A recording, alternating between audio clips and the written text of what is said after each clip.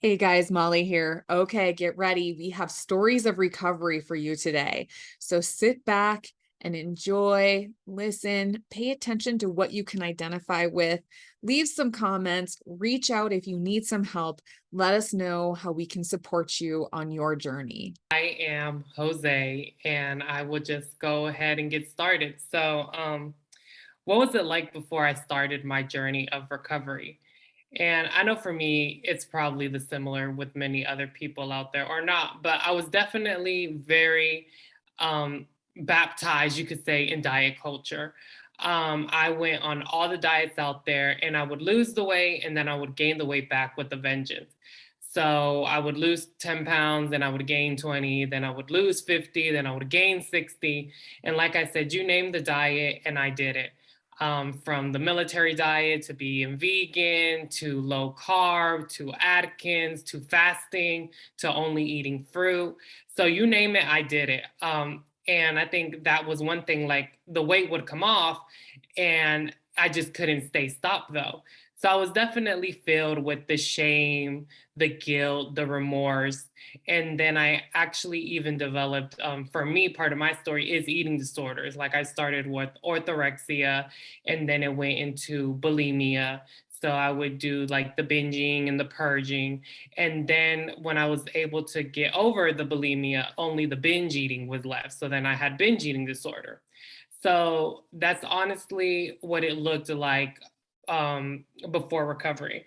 And then, how hard was it in the beginning and how did I find the strength to carry on and to keep going? I definitely, it was hard in the beginning. For me, it was extremely hard, just like anything is in life, how I see it. But it was definitely worth it.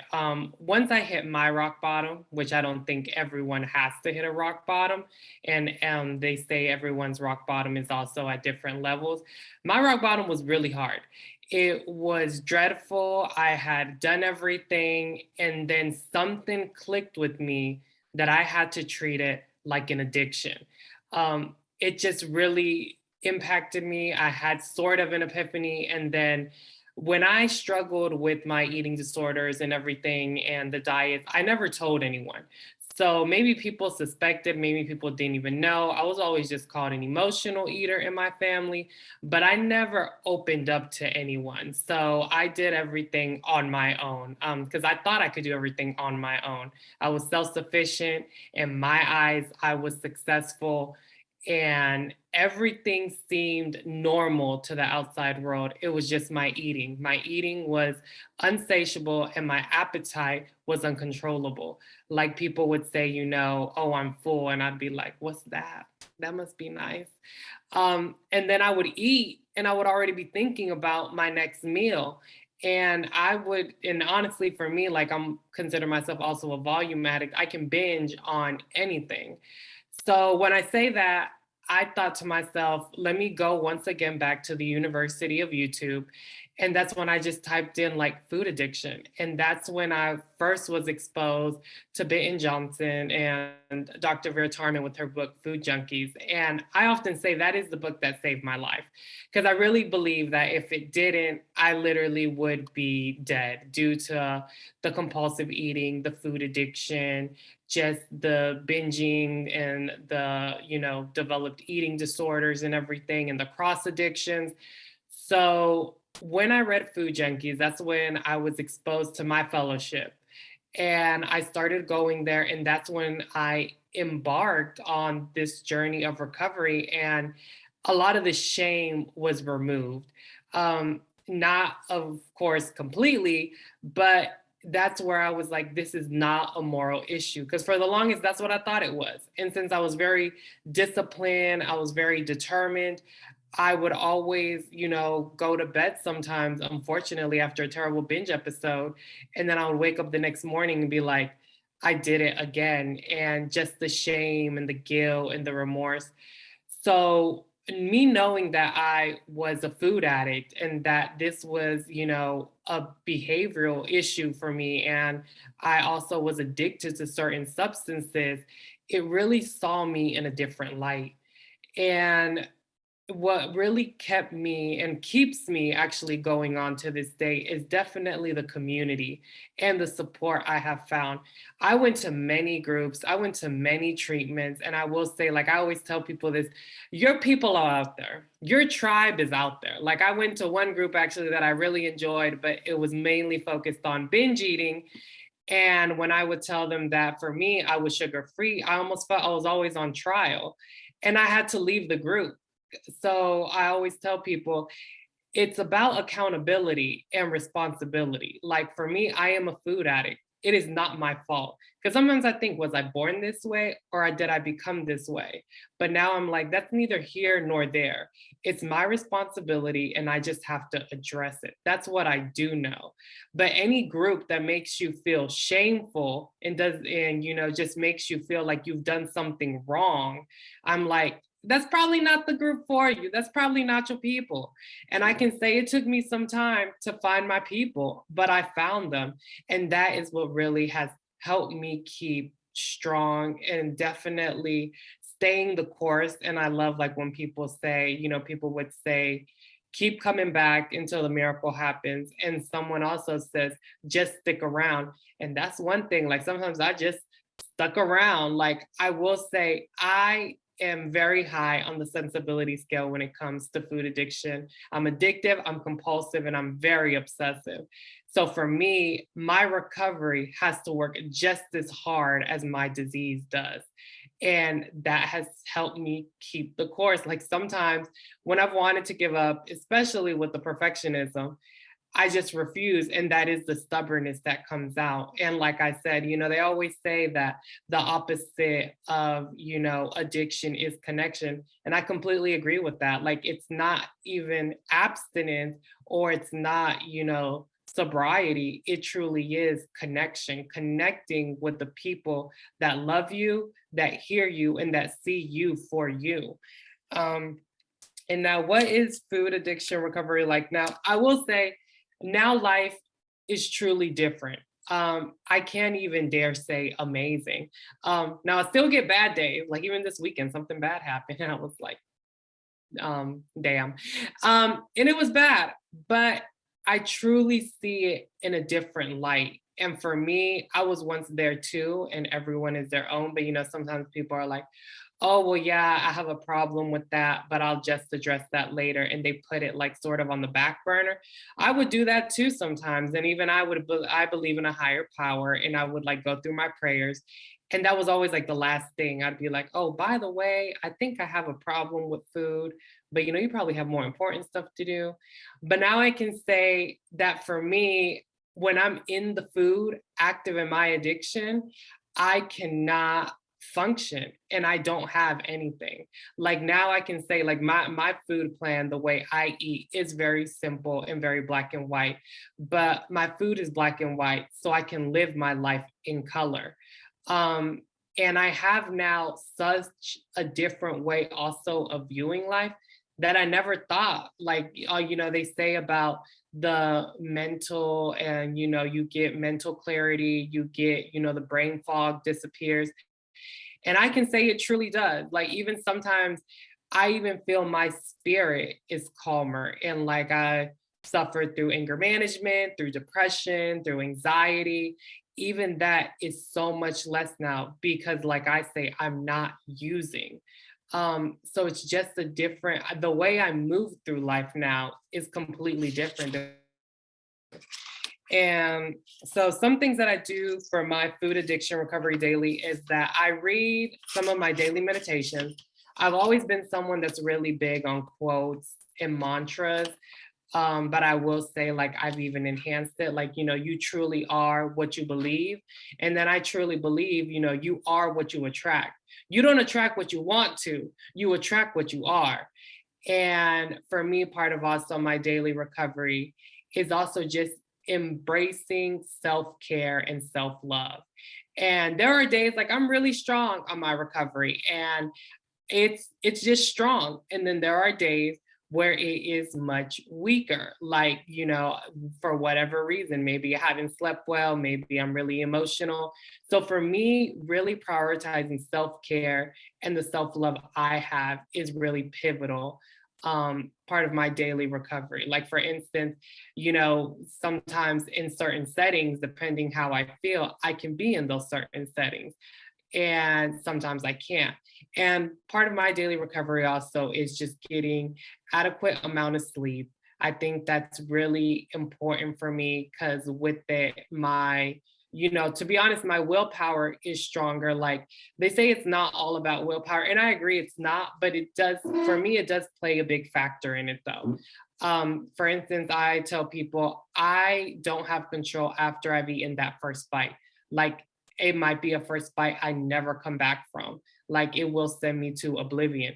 But I do have control before I take that first bite. Now, once I eat certain stuff, it's all, it has broken hell, and it is all, games is loose, like it's done. But I always tell myself I do have control though, for that first bite. It's just like thoughts. They say we get more than 60,000 thoughts in a day. And I get thoughts. Sometimes I get cravings, but that's all it is, a thought. And I'm like, I'm not responsible for that initial thought, but I am responsible for my second thought and for my first action. And that I am responsible for. And something that I also do for my daily recovery, like I said, I go to my meetings. I think that is pivotal for me. And it's something though I still sometimes struggle with is outreach. For me, once I accepted I was a food addict and I acknowledged it, that wasn't the hardest part for me. I was like, okay, game. I found it. Now I just got to find the cure.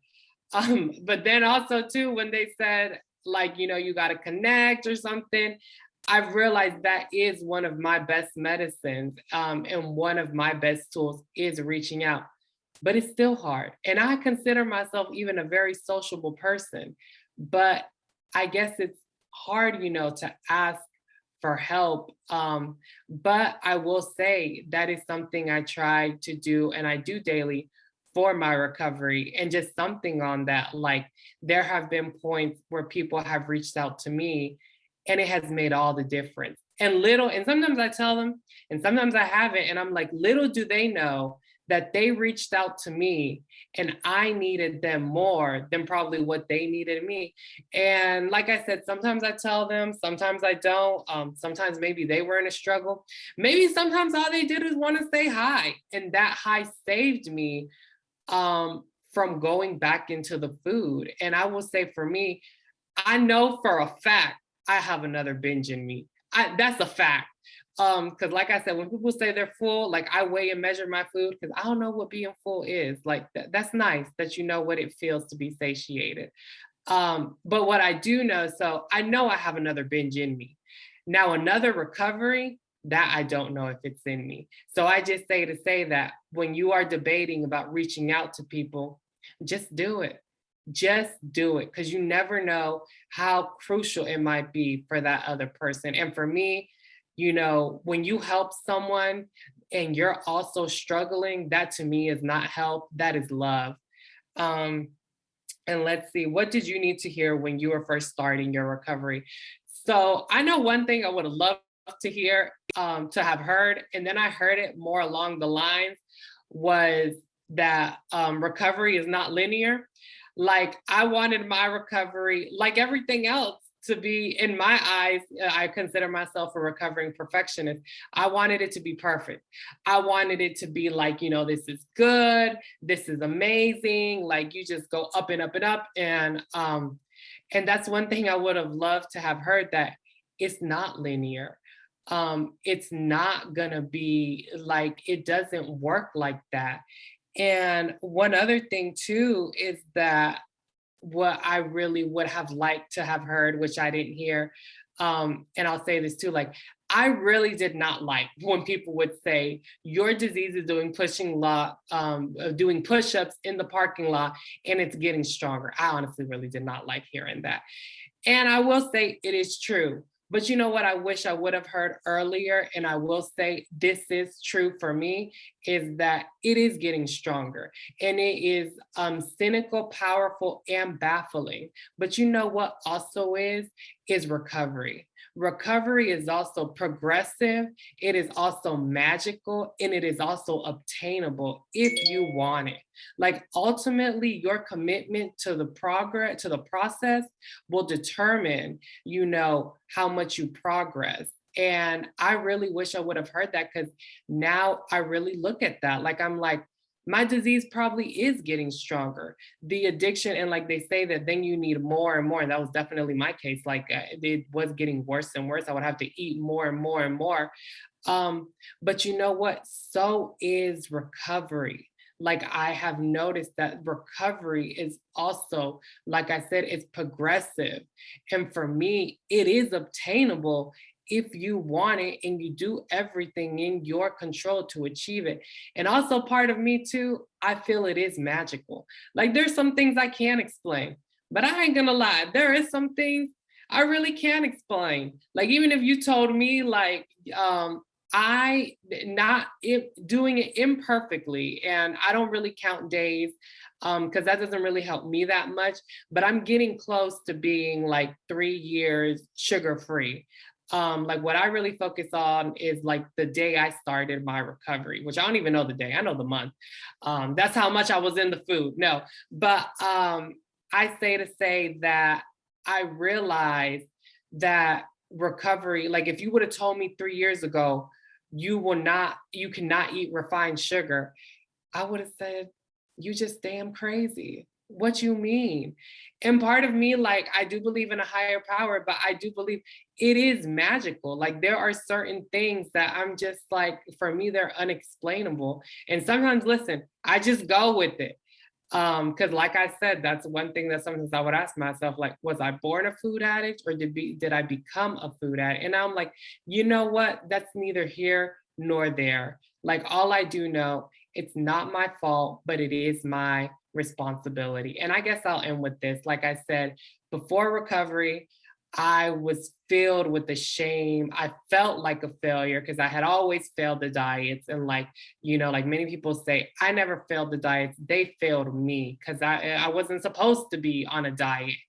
But I will say now I view myself and even this addiction in a completely different light. I'm obsessive, I'm compulsive, and I suffer from many addictions, but every part of me is beautiful and there is nothing wrong with me. And there was nothing wrong with me to begin with. Just like, you know, I used to think I needed to be fixed. I never had to be fixed because I was never broken to begin with. I was just unfinished. And with that, I'm done. And thank y'all for being here. Thank y'all for listening. I appreciate all of y'all. And, you know, maybe you can do this alone, but I know I can't do it without you. So thank you. Oh, Jose, thank you. I love that message. Are you open to some questions? Yes, I sure am. All right. Does anyone have any questions for Jose?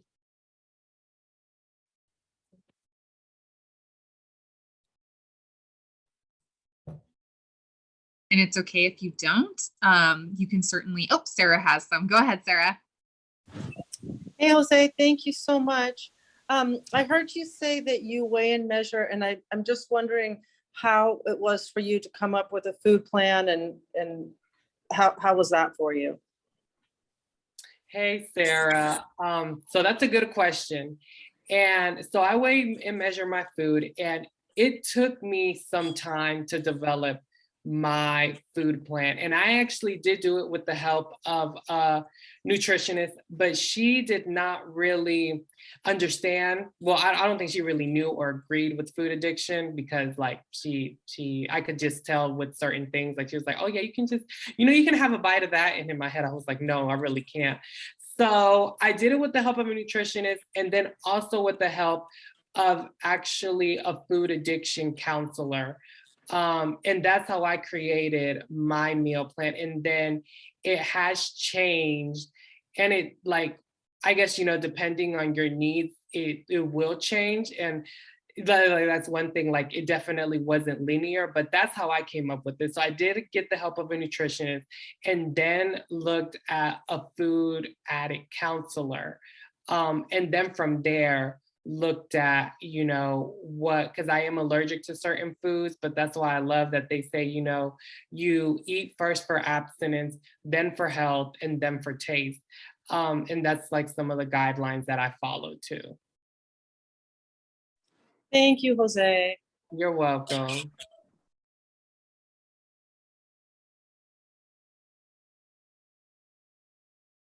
Liam, go ahead.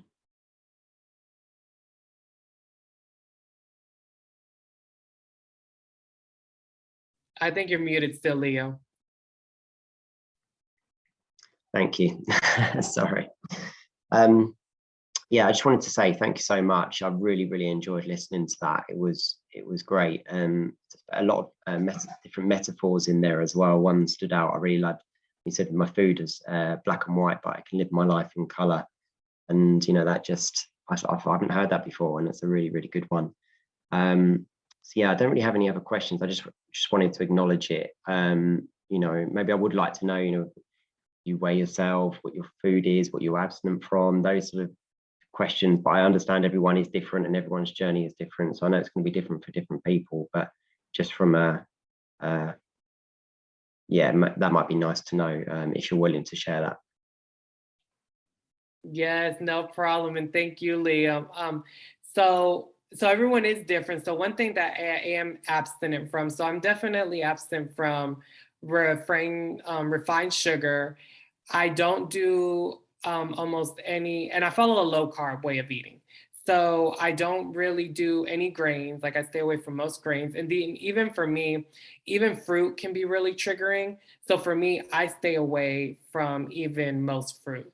So I definitely follow, like I actually eat more of, if someone wanted to label it, like I always say, I follow Jose's meal plan. That is what I follow, because in the carnivore world, I would be more of carnivore-ish. Like I eat like a lot of meat, a lot of animal-based foods, but I still sometimes incorporate like olives and like pickles. So like maybe very low carb vegetables, and that in the carnivore world would not be accepted.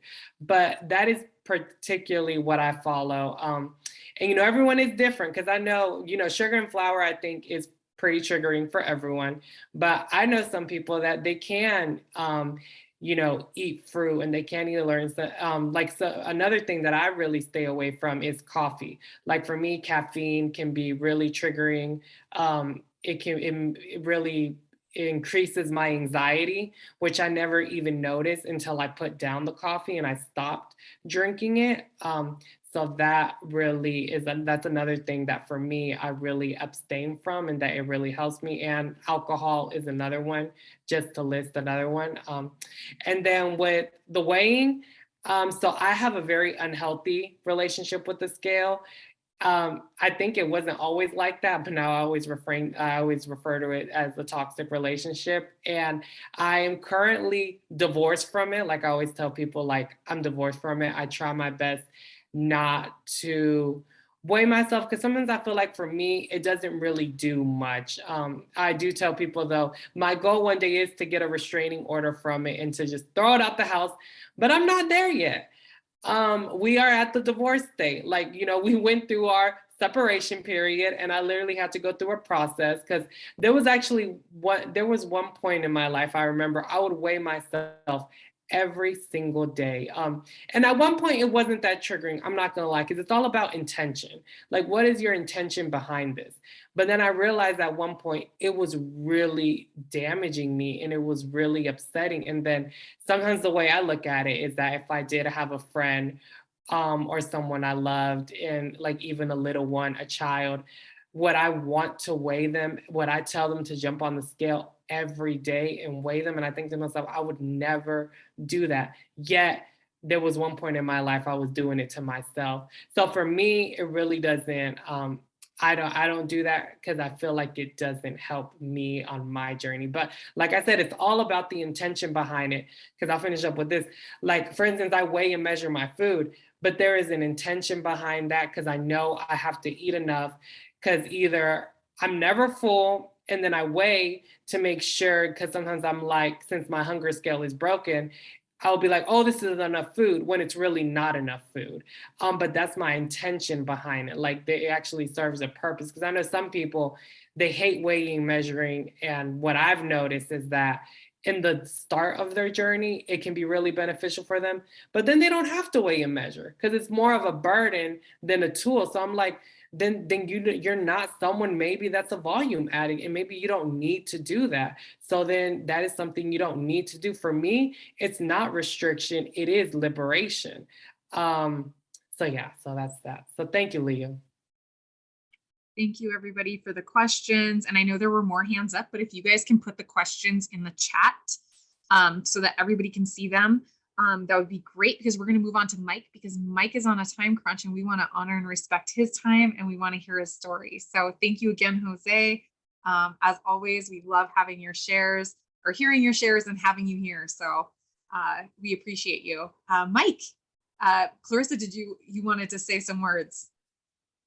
Yeah, so Mike he's kind of partnered with Sandra Ilya to be doing some food addiction recovery programs. He's also, if you ever see him, he posts in the Facebook group, I'm Sweet Enough. He is a culinary master when it comes to real food. So definitely something to check out. He is also, part of his journey included fitness and like embracing yoga practice. And so I'm sure he's going to share about that today. But also the thing I think that is really, really important for a lot of people who are just starting out this journey is that he found a food plan that worked. It's very inclusive, and he has steadily released weight over time and gotten to a place where now it's, I think something that he doesn't feel he has to think about and struggle with all the time. And so, Mike, please take it away.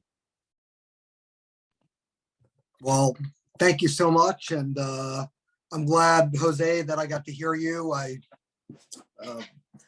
did push my call back, so I'm here for the long haul. So anyway, but really great to hear you, Jose, and I could relate a lot. And I think I'm probably going to say a lot of similar things to what Jose said as well. My name is Mike Featherston. I'm a hardcore drug addict with food. I consider myself to be an end-stage food addict.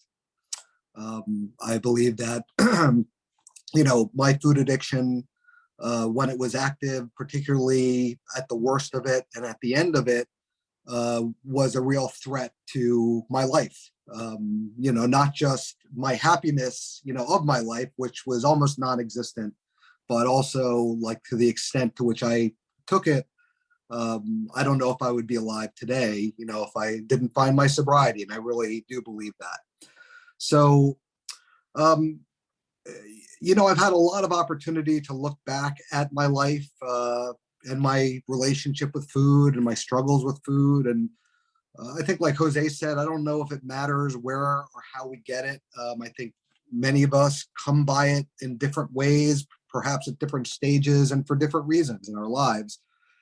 For me, I believe I was born with this. I came from a family of addiction. My mother was a food addict. She was an active member of 12-step food addiction fellowships back when I was a kid. And my father was an alcoholic. And, luckily he gave up alcohol at one point during my childhood. But both my parents had addiction issues. And I just think that I had a natural predisposition to that stuff.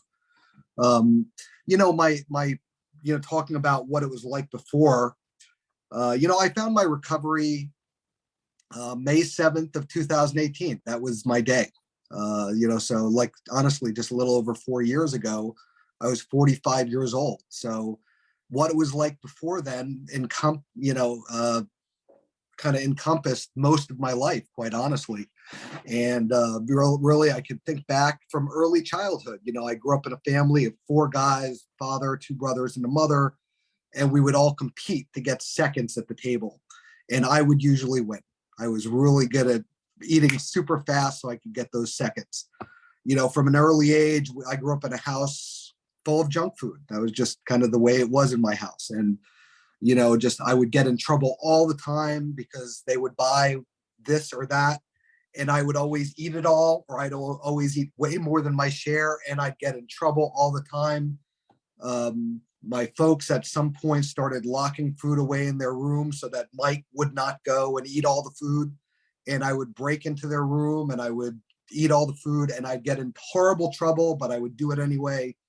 From an early age, I think 9 or 10 years old, I started stealing money from my mother's purse so I could go to the store and get candy. And, I don't know that most kids do that, but that was the kind of thing that I did, at 9 or 10 years old. So just looking back, I never really had like what is a normal relationship with food. I certainly didn't have it. A big part of my story stems from the battle and my mind that my issue was weight and not food and food addiction. From an early age, I was always a overweight kid, and went on my first diet at the age of 11. And from that first diet at the age of 11 until I found my sobriety 44 years or so ago, I was always on a diet, on the wagon, off the wagon, on the wagon, off the wagon. And, it was kind of like Jose was saying. I don't know if there was something that I didn't try, because I tried everything I could possibly think of and back again. And the truth is, in my case, I was never successful. And I hate to say success in terms of weight loss, but I was just never the guy that lost the weight and gained it back. I could never ever stick to diets long enough to lose very much weight. So that was generally how it was for almost my whole life. I was always trying to fix my weight, what I considered to be a weight issue, and I was just never able to do that. As I got into my adult life, my struggles with weight and food got even worse. And this weight is not an issue for everybody who has food addiction. And I like to say that, it's been a journey in understanding for me throughout this process. But, I've been around the treatment world, both as a client and as a coach, for a very long time now, and the 12-step rooms for a very long time. And I have many friends and have gotten to know many people of all shapes and sizes, both before recovery and after recovery. And being overweight, being a normal weight, underweight, we do come in all shapes and sizes in our struggle. And somebody who's a normal weight or slightly overweight might struggle just as intensively mentally as I did as a guy who was 100 or 200 pounds more than I am now. So I just like to share that, because I believe that is a true thing. So, in my adult life, so say from the age of 20 until, again, fairly recently, just from a weight standpoint, I'm largely unrecognizable compared to how I looked. I was always a cute guy, cute, heavier guy, whatever you call it. But, typically from the age of 20 until recently, I was between 100 and almost 200 pounds more than I am now, no matter what diet I was on, no matter what measures I took. That was just always the way it was for me. Unfortunately for me, nobody could take out the baseball bat on myself more than I did, to myself. And I was so hard on myself mentally. I was so brutal to myself verbally. I may not have shown it to other people, or I may not have said it out loud, but man, I just couldn't understand. Mike, you really just want to fix this weight. Just suck it up, man up, just get it damn together, and just stick to the stupid diet and fix this. And then I would get off track and I'd be like, you stupid idiot. You're so weak. You're pathetic. And this is what I would say to myself in my brain. And I was really, I looking back, it just is what it is. It was part of my journey, but I wish I had a lot more love and compassion for myself, because I didn't deserve to treat myself the way that I did. Nobody could treat me worse than I had treated myself, honestly. And I just didn't deserve that. Kind of like Jose said, I was a beautiful, good man. I had a lot of good things, and I look back at my life, I had a lot of wonderful things throughout my life, good relationships, good jobs. I was always an imperfect person and still am, but I, deserved a lot more love and compassion than I, certainly gave myself over those years. So, that was what it was like, perennially on diets, perennially trying to fix my weight. At the age of 32, part of my story, and I can really make this correlation, and my first primary addiction is my food addiction. It's the alpha and the omega for me. But I did struggle with alcohol and drugs, and I gave those up at the age of 32 through going to AA. And it was actually through giving those things up that I really started to see the correlation of how I was using food in a similar way as to how I had used the alcohol and the drugs.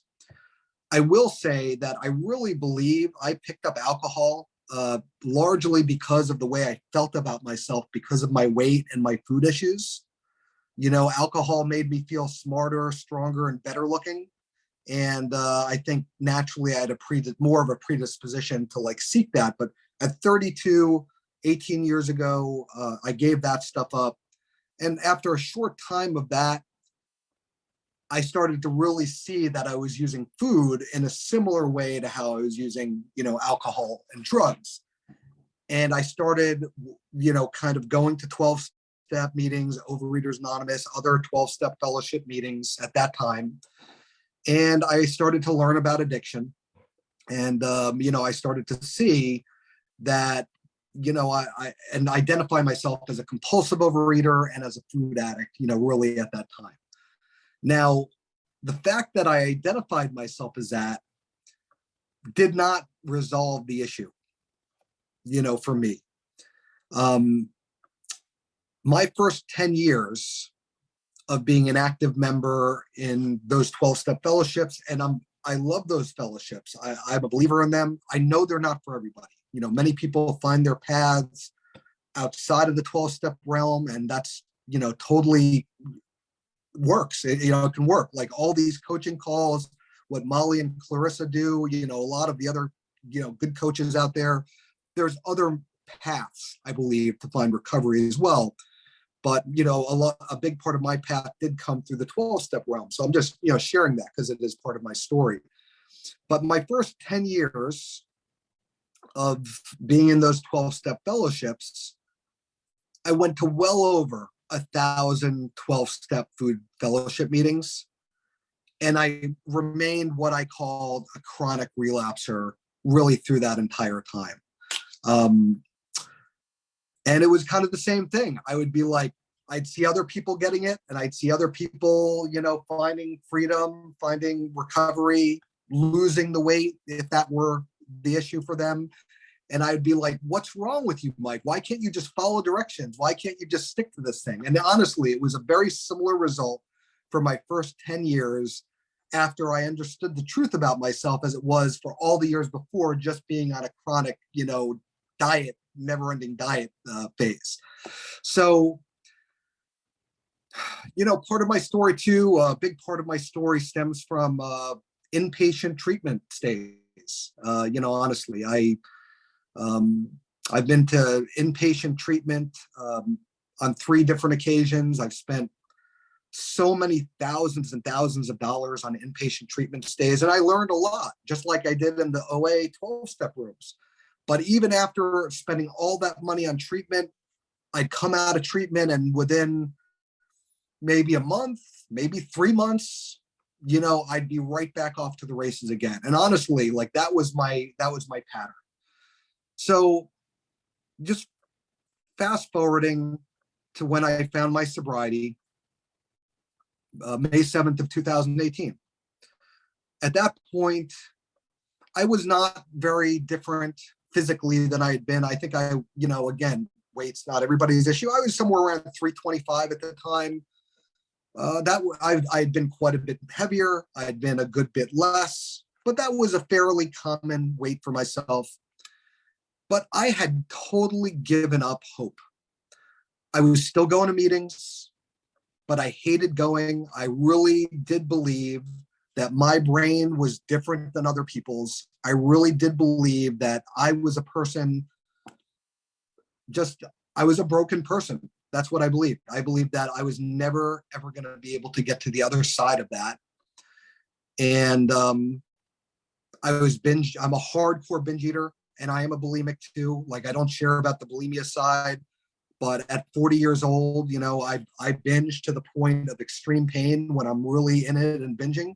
And one night I was successful in purging, and that started a whole nother phase in my eating disorder and food addiction. And I got to a point where I was binging and purging 20 times a day. I am not a typical, probably what you would consider a bulimic, but believe me, I earned that title, so I just sharing that too, part of my story. But fast forwarding to that time in 2018, I had no hope. One night I went to a meeting, literally like 1,000 before. And the speaker at that meeting, I knew them for a number of years. And like, I really saw the light of recovery in them. And after that meeting, I went up to them and I asked them if they would help me. Now, at the time, I had sponsors. I had a great nutritionist. I had been to countless therapy, like with very good food addiction professionals. And I just always really struggled to follow directions. I always really was too much of a know-it-all, probably. But for some reason that day, something might have been different. And like, one thing I believe, anybody who's a real addict, whatever the flavor is, food addiction, alcohol, narcotics, whatever it is, if you're a real addict, it does take some level of divine intervention, I think, to get to the other side of it. And I really do believe, I'm not a religious man, but I do believe that something happened for me in a special way starting that day. So what was different this time for me than ever before was I did an assignment with this person that was designed to identify what my trigger foods were, what my alcoholic drug foods were. Now, as Jose said, most of us struggle with sugar and flour, refined carbohydrates, as they're called. But beyond that, what we struggle with might vary slightly or greatly from person to person. We have, I think, 17 or 18 people on this call, and how our addictions manifest themselves with food can probably do vary, from person to person. So I did this assignment with this person, and it turned out, I didn't agree at the time, but it turned out that a few of the foods and a couple of behaviors that I had always held on to through all those stints in treatment, through all those 1,000 meetings, there were a few things that I considered to be okay, not ideal, but okay, but borderline. We called them yellow light foods, that in this person's opinion, my sponsor, were trigger foods for me. I was really hurting. I was so bad. I was so down. You know what? I was willing to say, okay, you know what? I had a food plan that I had gotten from a food addiction focused nutritionist. I was willing to, for one day, for starting with one meal at a time. That's really how it works. One meal, one day at a time. For one meal, and then one day, I was willing to exclude a few more things from my food plan. And I'll tell you, after 2 or 3 days of excluding just a few more things, I really started to have kind of an aha moment and say, wow, something feels different this time. Like this was like all those years, I always held on to stuff. I always held on to like my addiction, part of my addiction, part of the manipulation. I'm such a manipulator with food. But something felt different this time. This was the first time that I could see, wow, I'm actually not manipulating anything with food right now. Like, that was honestly the first time that had happened. So, it's been a journey. It's been an amazing journey, really, these last 4 years or so since. So what happened was early recovery sucks.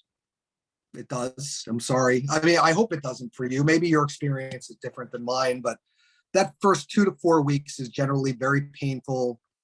It just is, just getting used to a new lifestyle, getting used to not having things that we deal with our emotions with, that we deal with just so like that numb us, that we're so used to having. It's painful. But after like 3 weeks or a month, I really started to feel some relief. I really started to feel like, they weren't quite calling to me as much. And really, probably within 2 or 3 months, honestly, I started to really feel like a free man. Now, like I would hear people say in meetings that they had like neutrality around food, they had neutrality around weight. And I would think that those people were full of crap, that they didn't understand what I was going through, because how could they possibly say such a thing? Because that could not even exist in this world. But I really started to feel pretty comfortable just following my food plan. I started to feel like,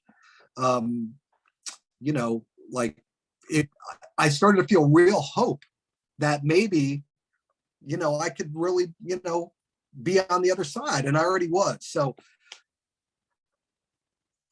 just from the weight standpoint, Carissa was saying, not all of us have to lose weight, but no matter what I did before, I was never able to stick with anything.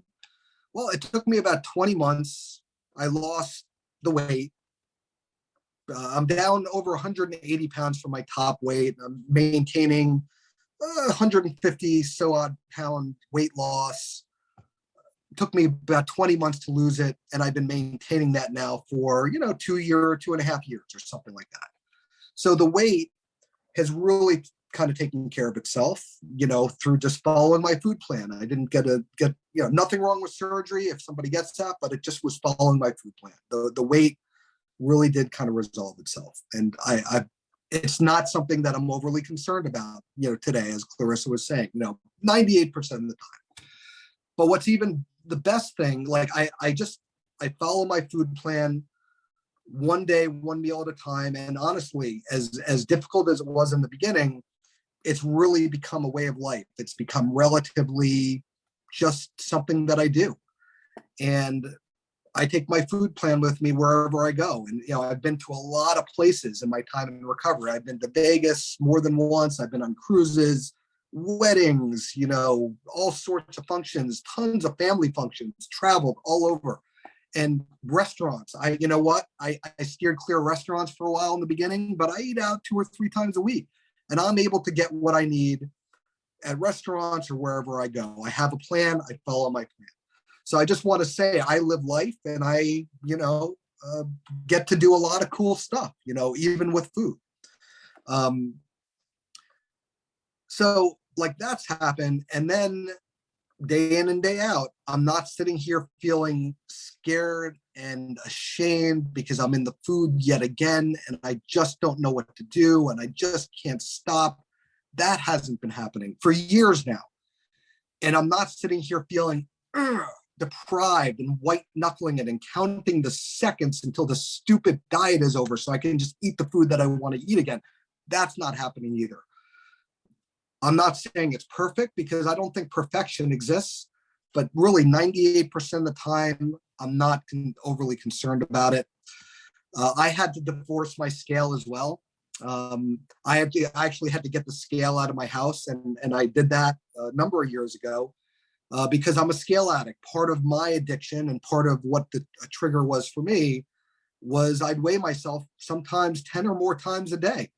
And whether the result was positive in my mind or negative in my mind, very often that would lead me back to the food. So I really had to change my relationship with how I weigh myself. And I have a whole kind of routine that I with help from my, support team, adopted and still utilized to this day.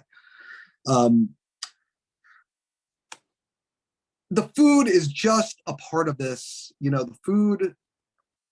If you're like, some people may not agree. I hear people say all the time, it's not about the food.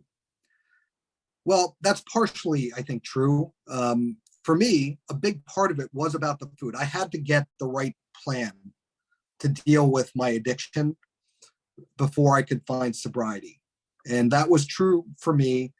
So a big part of it was about the food, but then it's about emotions and relationships and work stress and, dealing with family and things that happen in a way that I don't want them to happen, and just life, because, life by itself, forgetting the food, can be a huge trigger. So a big part of what I adopted, this is the program I adopted. Clarissa had mentioned, after I got sober, a couple of years after I got sober, I went back to school. I got certified to become a food addiction counselor. Milestones is the treatment center it actually is near my home in South Florida. That's where I went as a client a number of times, and I actually work there now. And what I do there is I teach sugar-free lifestyle focus, food addiction, recovery focus, cooking, and strategy classes to the clients, their inpatient and outpatient clients. Milestones, for anybody who's not familiar, is one of two addiction model inpatient food addiction treatment centers, and eating disorder treatment centers in the United States, and just happens to be near where I live, and I work there. So that's what I do.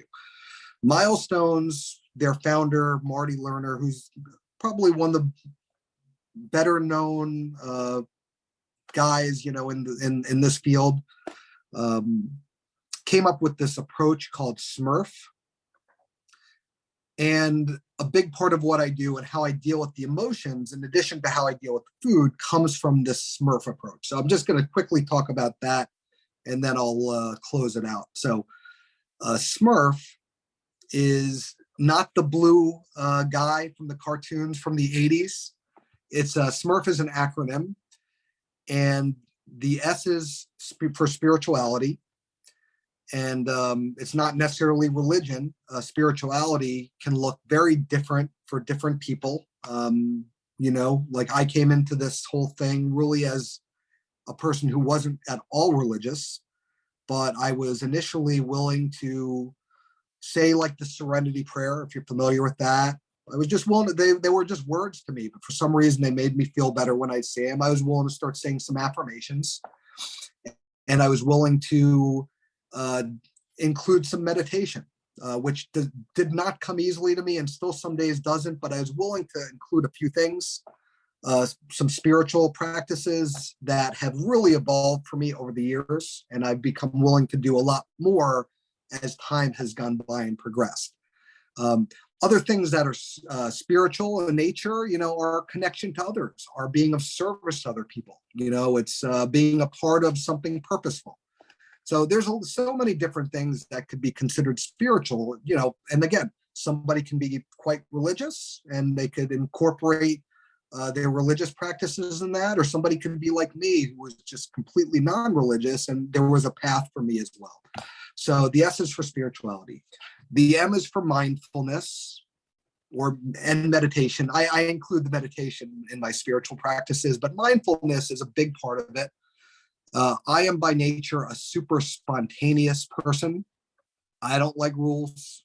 I don't like a whole lot of structure naturally. Some people do, but I personally don't. But because of my addiction, and I believe my addiction is a life-threatening thing, I have to be mindful of the things that I'm doing, like, in advance, and that can include a lot of things. So, like, let's say I'm going to a family function tomorrow. I kind of need to think about what I'm going to do and see, number one, if they have what I need to the best of my ability.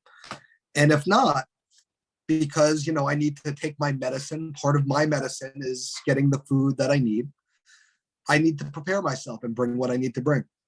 If I'm going to a restaurant, I really try and be mindful of where I'm going, kind of see what they're going to have and see if they have choices that will work for me, and kind of plan ahead.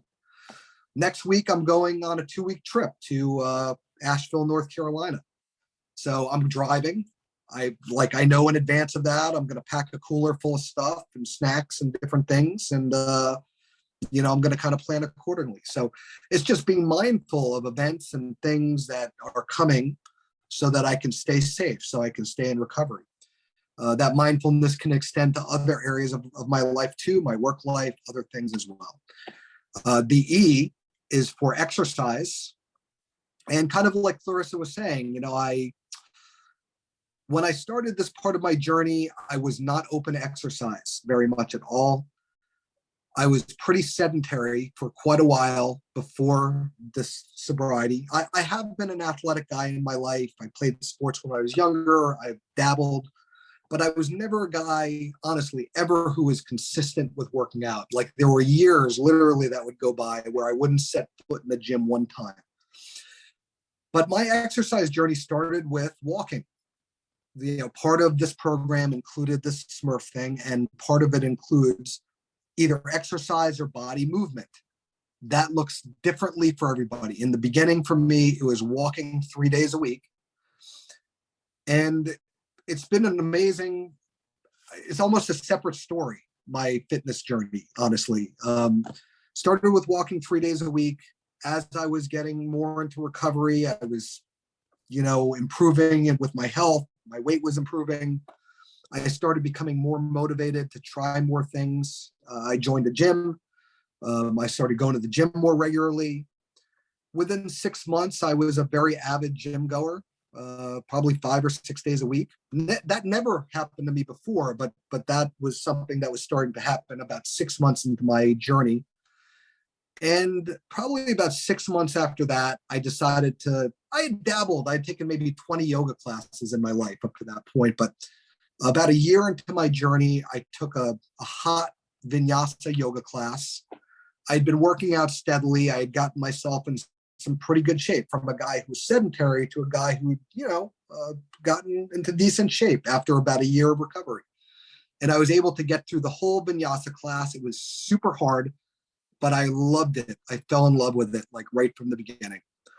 And within probably a few months, I kind of stopped going to the gym largely and really just embraced this yoga practice. And for the last just a little over 3 years now, I've been a near daily, very avid yoga practitioner. I'm 50 years old now. I just turned 50 a couple of weeks ago. And honestly, I'm doing things physically now that I couldn't do as a teenager, that I couldn't do in my 20s, that weren't goals. They weren't even aspirations at all. I'm doing some things now. I still pinch myself because I can't believe what I'm doing sometimes physically. I'm very, very grateful for it, and I'm enjoying it very much. But what's pretty amazing is I actually just became a yoga teacher. Literally, I just finished this yoga teacher training like a month ago, and I'm actually now teaching other people yoga. Was never a goal, but that's just another thing that I'm doing now, and that's just another real gift of my recovery. So that's the exercise piece. Just started with walking. Not everybody gets into it like I did, but it's really become a real passion, a big part of my life. R is for rest and work-life balance. So the R piece is really about trying to work on our sleep hygiene. That's challenging for many people. For me, I've come a long way with my sleep, but some nights I still struggle a little bit with that, but I work at it. I really try and get a certain amount of sleep, and I have a goal and I work at that. So the other part of the R, or rest, is really about work-life balance. And this is something that I don't think anybody does perfectly. Some of us are workaholics, and we probably could use to add a little more fun and a little more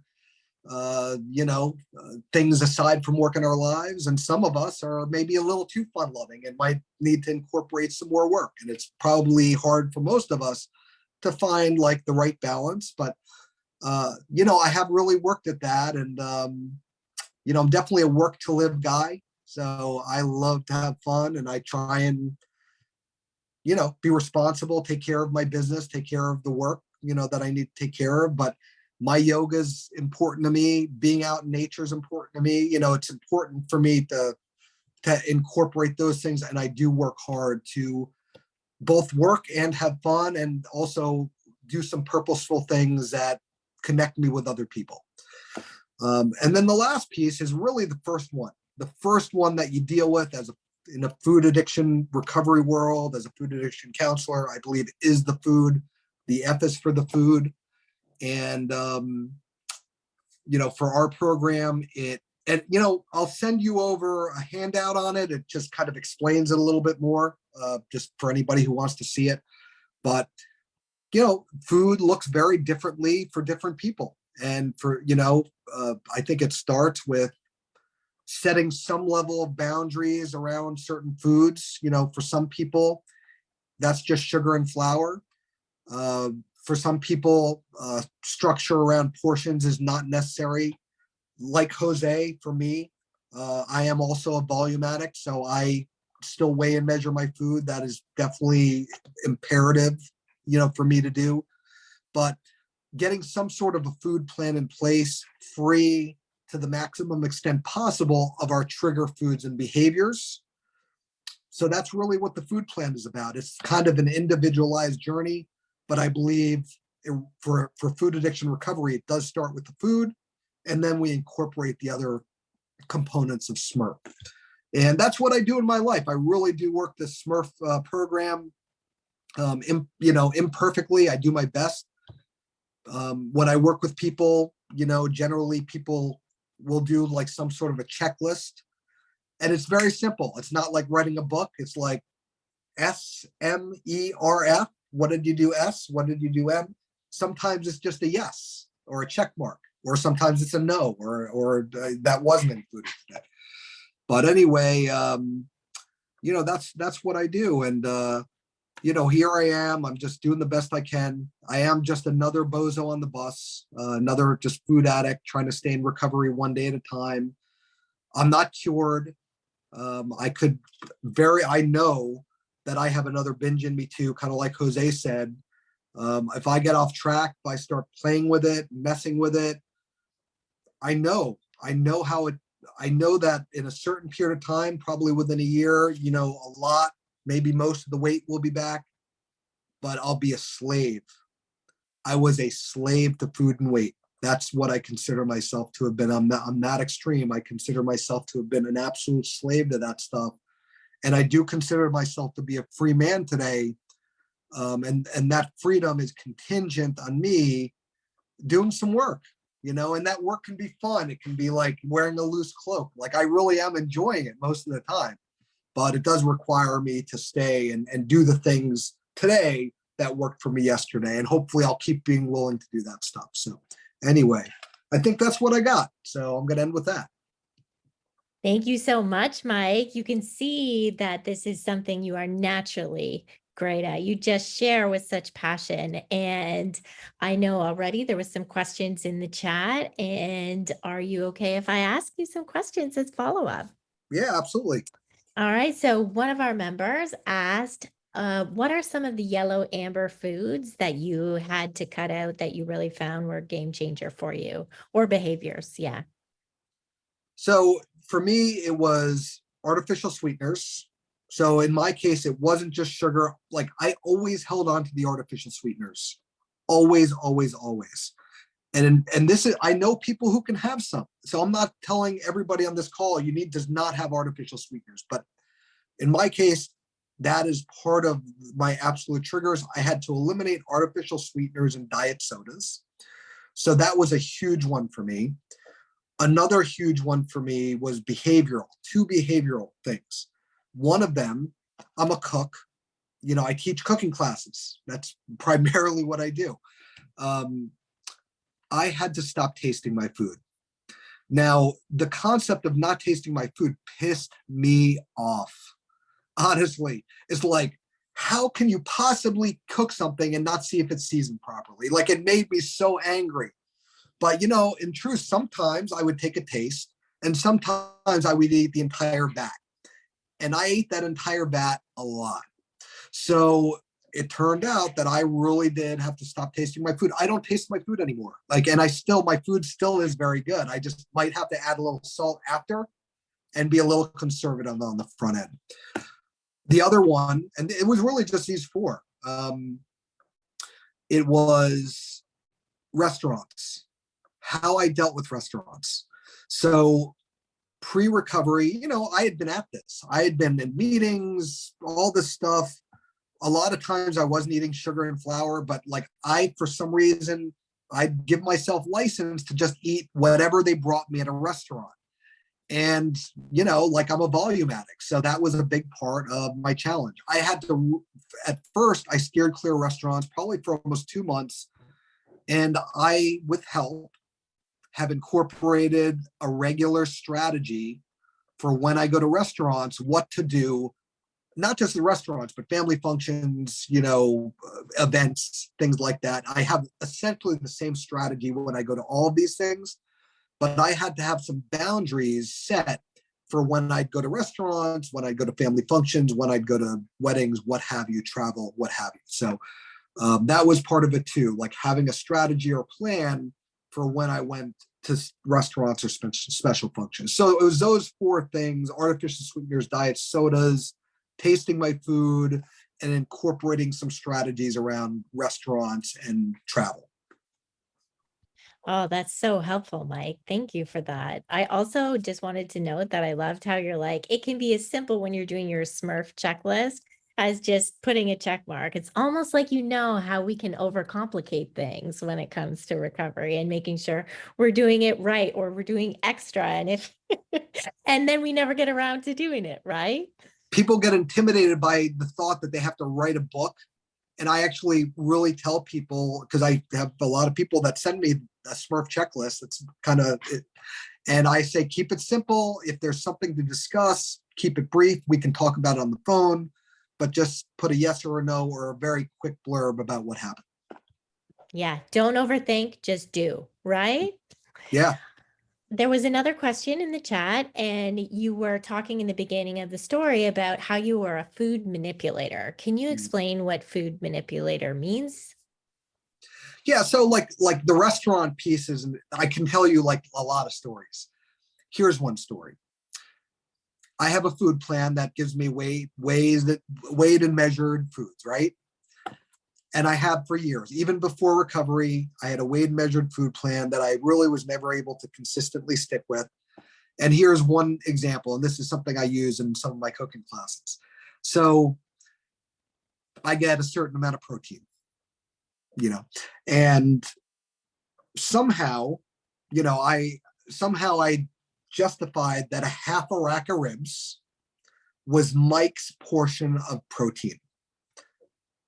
Like maybe I weighed it off the bone once and it came out, right?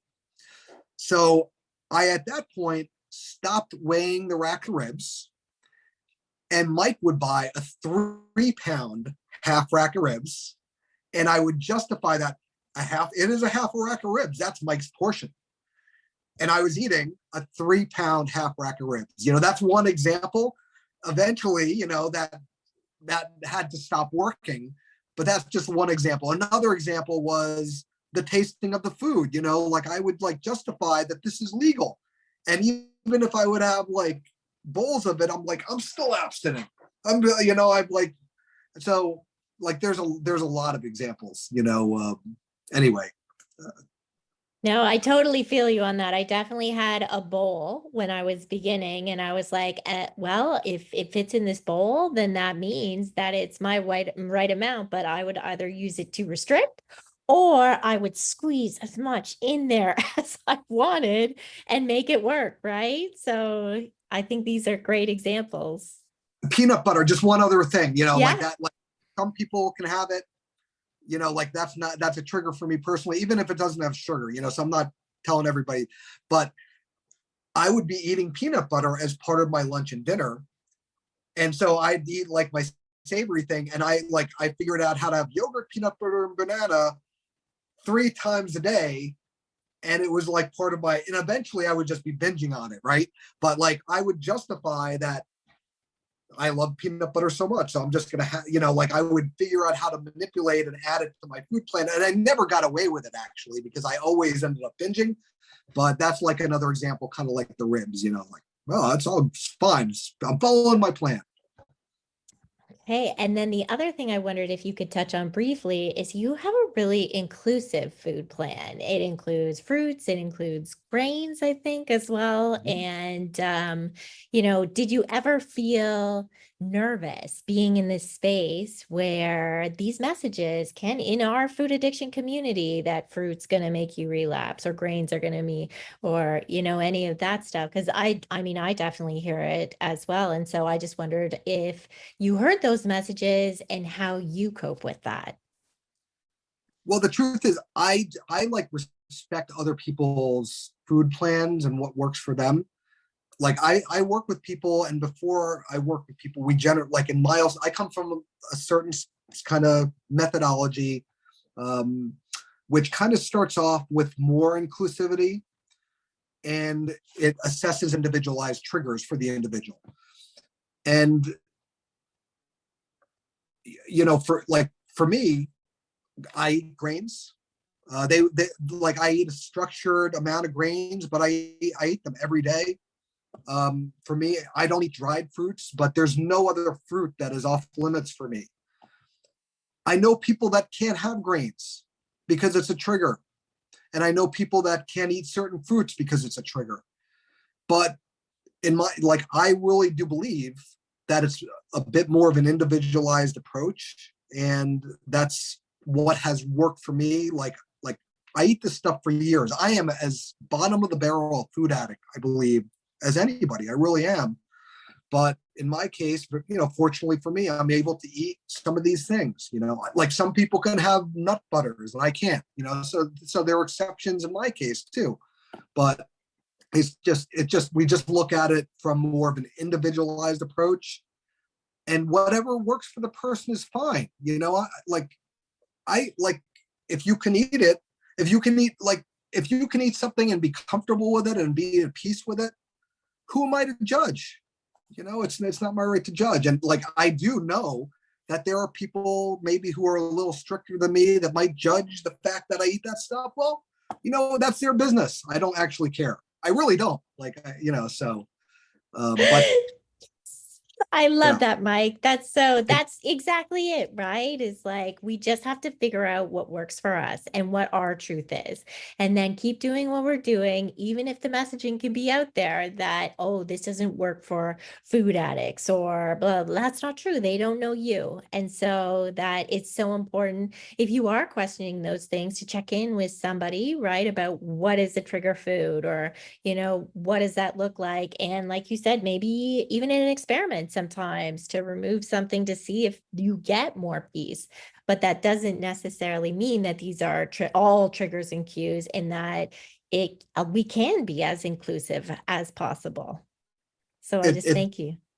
Yeah, no problem. Yeah, and I work with people. I work with people who are better served not having some of those things. So I would not judge whether somebody could or couldn't. And I don't disrespect the programs either that automatically exclude them, because we all start somewhere, and if it's automatically excluded, well, whether it's going to be excluded anyway, and then all your triggers will be excluded. So it's fine, but it's just a little bit of a different approach, more of an individualized, approach. Absolutely. We all have our journey. Does anyone else have any other questions for Mike?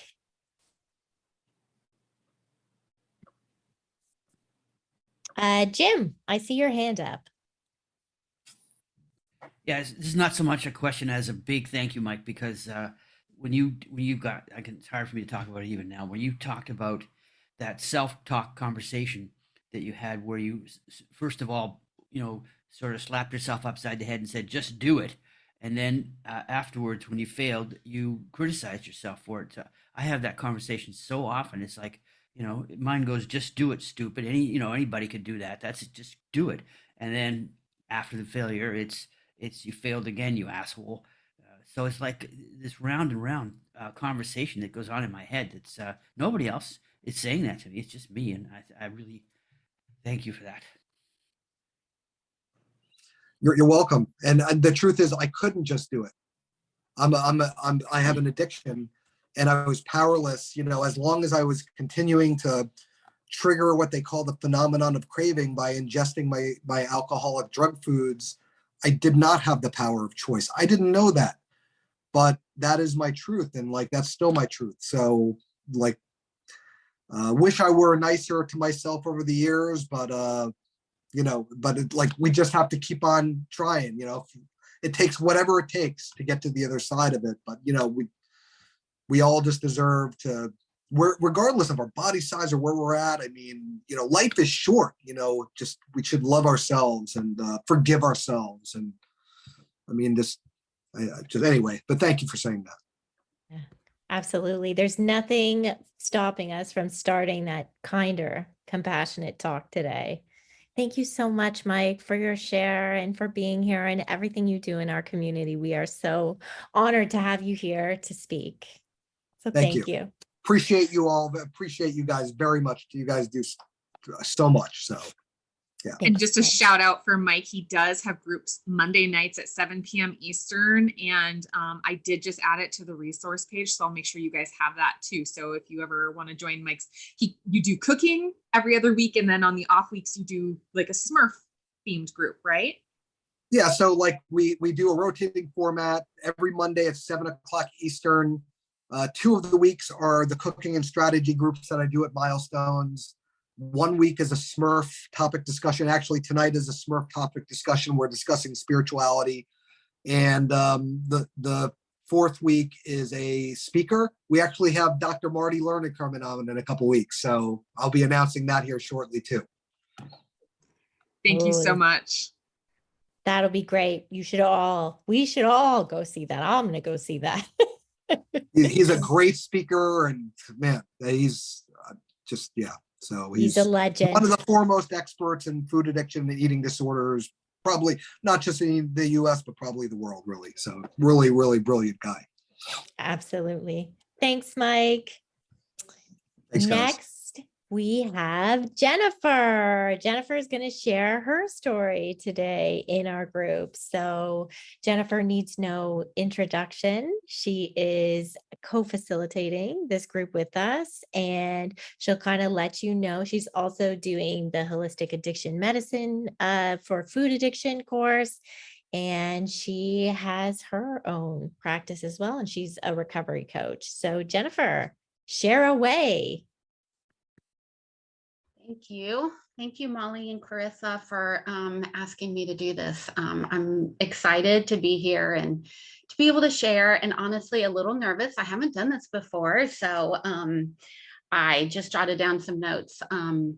So I will start with, where was I before I started recovery? And similar to a lot of your stories, dieting was a way of life for me. Started when I was young. When I was in middle school, I did not have a weight problem until I was in my 20s. I was very skinny. My sister thought I was anorexic at one point, but the thing to do was diets. Moms did diets, and the girls, my friends, did diets and did a tuna fish diet. I'm not sure what kind of diet that was, and mayonnaise in it, but and so that was just kind of the thing that you did. And so it started young, and body image and worrying about what I look like and attracting the boys and never skinny enough, that kind of stuff. And so mentally and emotionally, that part started young. Did not start out with food for me. It started with smoking. I started smoking, sneaking out in the middle of the night and stealing cigarettes with friends, and smoked under the bridge and hiding. It was the secrecy started really young, and that was exciting. That was exciting for me. And so ended up smoking for 10 years, and that was the beginning of it. Did drinking. I drank a lot, became a functioning alcoholic. Definitely overdid it on the drinking. going out and partying all the time, smoking and drinking and hanging out. And that started to take over, it's to the point where it's like at night coming home and having to put one foot on the floor and one on my bed because everything is spinning, and realizing that that's not the life I wanted to live. It was getting in the way at that point of college and going to school. And so I cut the drinking out first, continued to smoke, but then it just was affecting me. I would walk to the top of the stairs of my apartment and I would be out of breath. I'd have to wait a few seconds, catch my breath, and then go in my apartment. And I didn't like that feeling. So I did quit that. But I'm an addict. And so something else had to fill the place. And that's really when I started my food journey, food addict. I do remember I did sugar testing or evaluation with Clarissa, and came up with some memories from when I was young where the food was a part. I remember one time being really young and spending the night at my girlfriend's house. And it was scary. Like, she was the youngest of 5 kids, and kids were coming and going at all hours of the night. And their house was kind of an open floor plan. So we'd sleep on the floor where the TV was, and our older brother would come home with his friends. I remember they were watching Clockwork Orange, and I was having to sit and listen to, of course, my friend's sleeping and I'm not. And so it was very disruptive. It was not the home that I was used to. We had a bedtime, you went to sleep, you stayed in bed, and it was that kind of thing. But I remember nights where I would sneak into their kitchen and I would steal sugar cookies, and I would take it back to my little sleeping bag, and I would hide them under my pillow and eat them and eat them and eat them. And that's how I really first started dealing with my emotions, things that I couldn't control in other ways. I shoved down, I stuffed down with food. So that kind of quieted as I got a little bit older. Like I said, I did drinking, smoking, played with some drugs and pills and such. And promiscuity and all that. But then once I stopped those things, the food came roaring back. And so the dieting became a thing. My weight fluctuated. I went up and down in weight for a while. I tried to do things. I tried the certain diets like low carb or no carb. The Atkins did, whatever, 20, 30 different diets like everybody else. And I tried the exercise. I was working out 3 times a day. I would go to the rec center in the town I was in, and I would go and I'd work out, and I did weight training classes. So good things, right? Healthy things, but not in the amount, not in the way that I was doing them. But it was at every effort to try to gain some control or try to get to where I wanted to be, or freedom, which is later is what I came to have. But at that point I didn't have it. I was locked up in my mind of being controlled by things, and I hadn't quite figured that out. And so that kind of ebbed and flowed. I got married, I had kids, my weight went really high. I think my highest was 280. And so I kind of went up and down for a long time, was unhealthy, went through a spurt where I did Whole30 and quit sugar. I quit sugar. And so those were good for me because I focused more on healthy eating and on balance and cutting things out that were not good. I felt the best when I was on those. But the focus was a different place. It was not on addiction. It was not on, you have to keep these things out. And little by little, they would let you bring certain things back in. And so that did not last for me. But I was in a healthier place, a healthier weight. I got cancer at that point. And so I went through that for a couple years with the surgery and treatments, and came out of that. And I'm good. I'm clean. I'm clear today. That was just one of those things on the road, though, of being in an unhealthy state. I feel like with my body perpetuated sickness.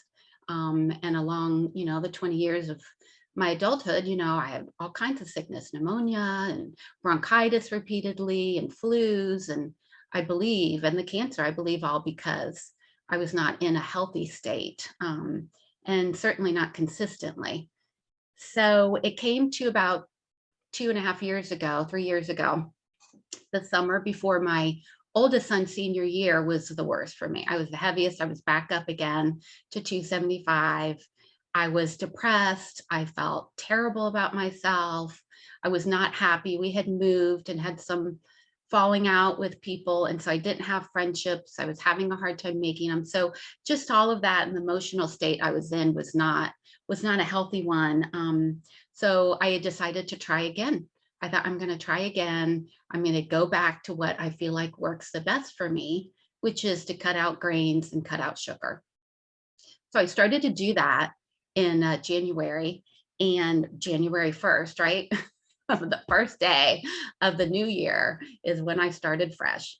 And I really do feel like everybody believes something different, but for me, I believe in God, and I believe God allowed me to see something on Facebook that day that was the Quit Sugar Summit.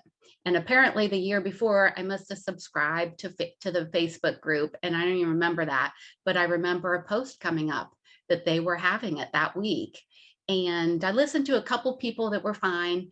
And I thought, I'm going to listen to that. That'll be the motivation I need, right? It's all about willpower, and I just need the motivation to keep this going.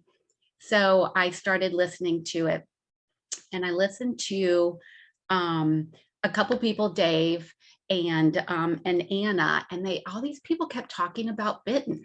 I'm like, who's Bitten? Who's this Bitten chick? Who's this lady that seems to know everything? And so I had subscribed to all the videos. So because I'm a resource addict and I like to have all the information all at once, all the time.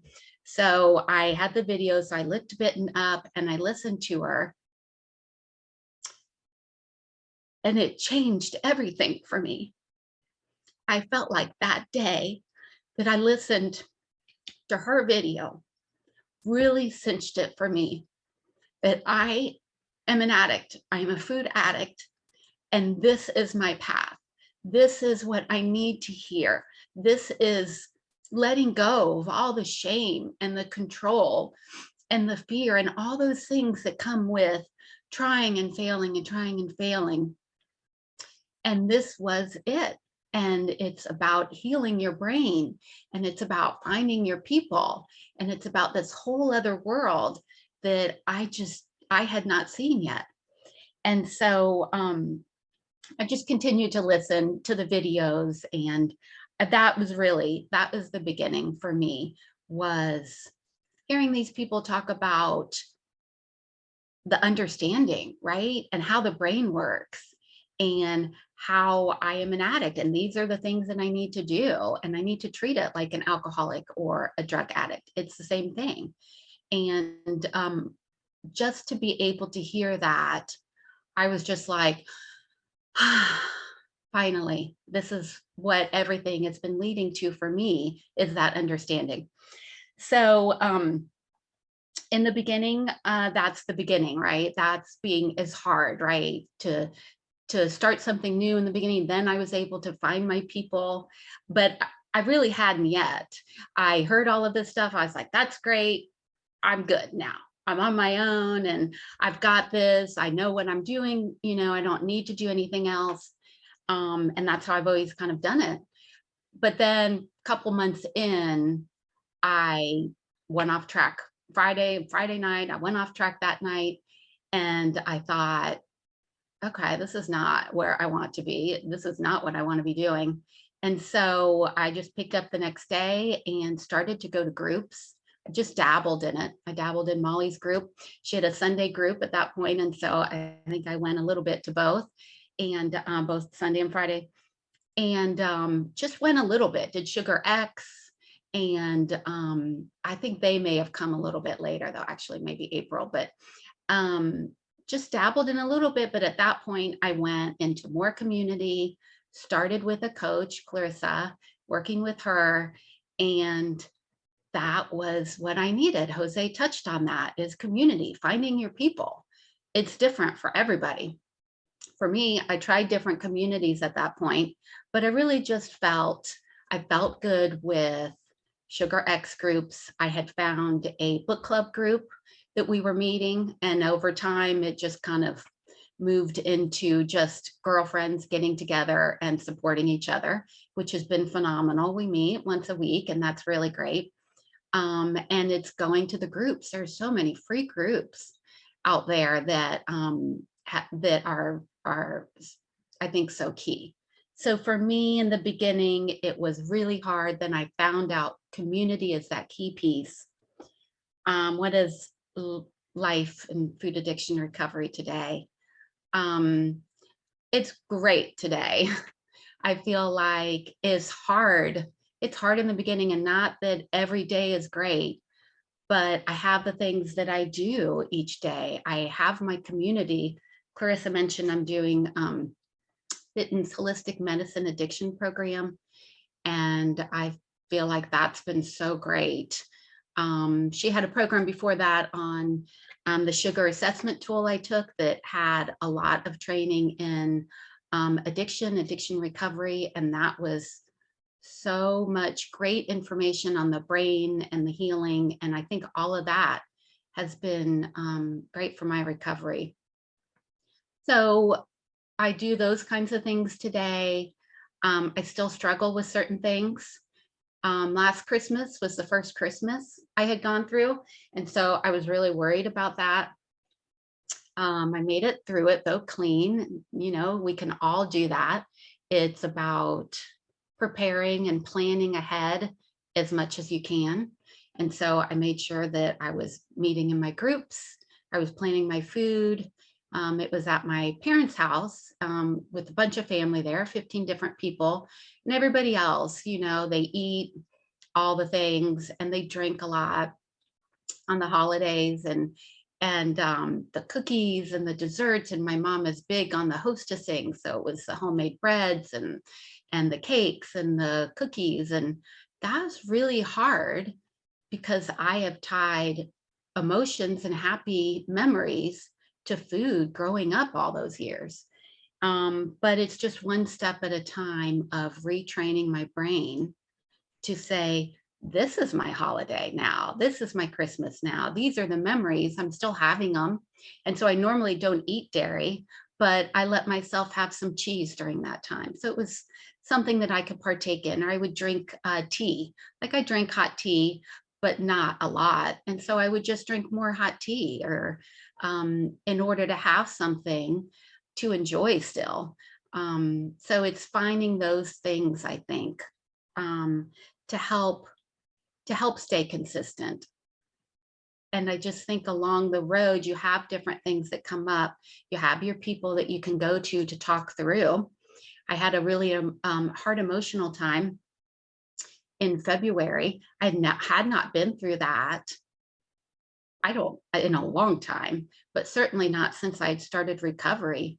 And it was really scary, you know, feeling high anxiety, high emotions.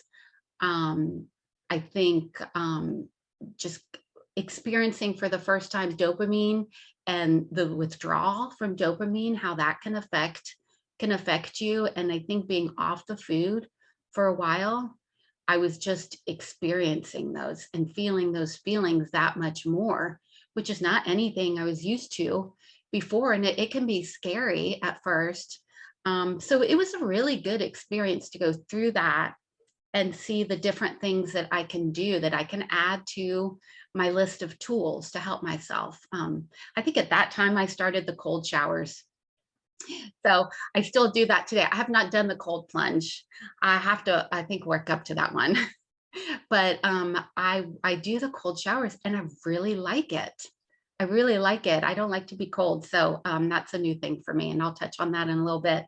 But it's just going through these different things, feeling the feelings. It's okay to feel them, let them come in and then let them go. And that's, of course, easier said than done. Journaling was a big key for me during that time, is just getting the thoughts that I have out. whether it's writing or typing or doing a video, a vlog. I find that I am a perfectionist, recovering, I'd like to say, Jose, too. And for me, writing in a book, I like the pretty book.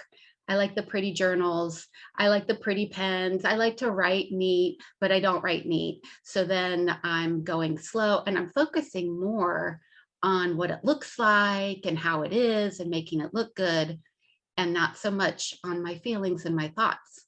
So I started a while, like a year or so ago, typing them in. And so I think that has really helped me because I think really fast. And if I'm writing, it slows me down and it gets messy or whatever, and then I can't read it later. So if I'm typing it, I can type fast. And so it just is an easier tool for me. And then I don't have to worry about getting caught up in all the other stuff. So trying to think if there's anything else about my recovery today that I use. What things do you do for your food addiction recovery daily? So daily, I start with Bible reading. I've always done that. I go to church regularly and I do my Bible reading. And so I start with that. I start with prayer and a Bible, and I just ask God to help me with whatever it is that day that I'm dealing with, and to take it one day at a time. And I do my groups. I don't do groups every day. It depends on what I'm going through and what I'm doing. There were times where I did them every day. Now I will probably go to a couple groups a week, 2 or 3 groups a week, but like a Christmas, that's something I would do more. I just recently moved, and so it was a short time, and it's a temporary place that I'm in. So some stuff had to go to storage and some is here, and it's just kind of a messy situation. And so I did not do as many then, right? I just did what I needed to do that day. And that's okay too. You have different seasons of your life where it comes up and down, and sometimes you need to do more and you have more time. Other times you don't, and you just do the things that you need to do that day. And so I'd say for my groups is a couple times a week. But I am continuing with Bitten's program and working on starting up this career and doing that. And so I think there are a lot of other things that I use for my recovery daily. I would say the journaling I do daily still. Meditation is something I've added recently that I really like. It can be a struggle for me because I have a hard time turning my brain off. I have to write everything down. If I'm out and the thoughts come to me, I put it in my phone, I text it to myself. So I'll remember to write it down in my planner later. I have to have it out of my mind or it will just be consuming. So meditations is a harder thing for me in longer bursts. If it's like 5 minutes, I can do that. And sometimes I'll do that during the day if I have just 5 minutes. I'll do a meditation. A lot of times I'll just take a few minutes. I'll sit down where it's quiet. Sometimes it's just my bathroom. It's the only place where nobody is. And I just close my eyes. I work on my breathing. I'll start out, you could do box breathing, but I start out with just four breaths in, hold for 5 and out for 6. And then I just increase it a little bit at a time. And that helps me to focus on the breathing and let any other thoughts go. So meditations, breathing practices daily, talking with people, checking in my WhatsApp groups, certain WhatsApp groups that I have, or my friends that are in the recovery with me. Those are all really important. I think most important is just consistency. I'm consistent with everyday recovery. It changes, it looks different, but consistency, I feel like, is the key to recovery. And what did I need to hear when I was first starting this journey? There are so many things that come to my mind on this. I feel like it's just to start. Just start little. Just take one thing to work on. You don't have to do it all the time. And what works for one person doesn't necessarily mean it has to be for you. Like Mike touched on the butters, right? Like for me, that's not an issue. I don't have an issue with peanut butter and almond butter. I have an issue with nuts, though. I can't be trusted with nuts. I can't have them around. It just becomes a mindless eating, and I will end up eating a lot. So there are certain things that you figure out along the way. You don't have to know everything right up front. You just take a little bit at a time, work on what you can. Consistency and community. Community is something I did not know right off the bat was so key. And it's not finding what somebody says is right for you. It's finding your own group. Try different ones. You will find one. If it doesn't work, don't stay. Leave and go and find something else. Be patient with yourself. It will come with consistency and time. And that's hard. That's hard for me to be patient at that, in the beginning, for sure, with myself. I wanted to do it perfect. I'm kind of an all or nothing. And so for me, I cut everything out in the beginning, but that worked best for me because I could not have a little bit of this or have a little bit of that. That did not work for me. But after a little while, I figured out dairy was something that was better if I didn't have it. So I cut that out. Or, nuts, I figured out I can't be trusted with nuts. Those things you figure out along the way. But to be forgiving, self-compassion, those are all things that are really important to give yourself time. And it's, I guess that's it. I have all these notes. I didn't even look at any of my notes. I just kind of talked. So I don't know if there's anything I'm missing, but that's kind of my story. Well, Jennifer, I think you did amazing. Just so everyone knows, Jennifer didn't even know she was speaking today. I just messaged her at the beginning as a little surprise. And I think you did a fantastic job, and you covered everything you needed to, and you connected so much authentically to your recovery. And I thank you so much for sharing that. I was watching everyone's faces, and they just, were hanging on your words. And I think you really brought up some really good points about the consistency and the community, and that, yeah, you're not going to know everything. You certainly aren't going to know everything about yourself, right? This is part of the joy of recovery, is we get to find out things about ourselves in this journey. And so are you okay if I open it up to any questions that anyone may have? Yep, absolutely. All right. Does anyone have any questions for Jennifer? Or did anyone connect to her story?